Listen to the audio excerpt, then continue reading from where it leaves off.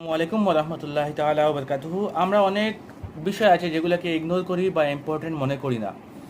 আমরা অনেক মেহফিলে, অনেক অনুষ্ঠানে, অনেক পার্টিতে আমরা দেখতে পাই কিছু সংখ্যক মানুষ যারা বাম হাতে খায়, বাম হাতে পান করে। এটা কিন্তু অত্যন্ত নিন্দনীয়। আমাদের নবী হুজুর আকরাম সাল্লাল্লাহু তাআলা আলাইহি সাল্লাম নিষেধ করেছেন যে বাম হাতে কোনো কিছু না খাওয়ার জন্য, বাম হাতে কোনো কিছু পান না করার জন্য। কিন্তু সমাজে দেখা যায় বেশি সংখ্যক মানুষ বর্তমানে বাম হাত দিয়ে কোনো কিছু খায় বা বাম হাতে পান করে থাকে।